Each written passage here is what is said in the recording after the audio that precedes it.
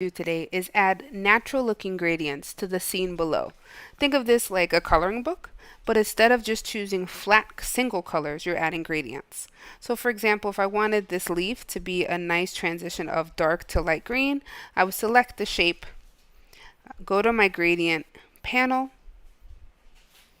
and add some green to it. So it's picking up the last thing I did, which was that pink. So I'm just going to double click and change it.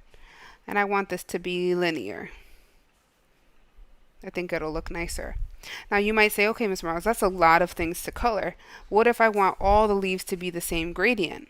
Well, we know that we can steal things using the eyedropper tool. So let's utilize that tool as well today. Let's take a shape. I'm going to hold shift and select all the leaves at once to save myself some time. Then I'm going to swap to my eyedropper tool and steal the green I took. And you can kind of see how quickly you can end up adding the same color over and over. You're going to color this entire scene in, and keep in mind that all your gradients should look natural.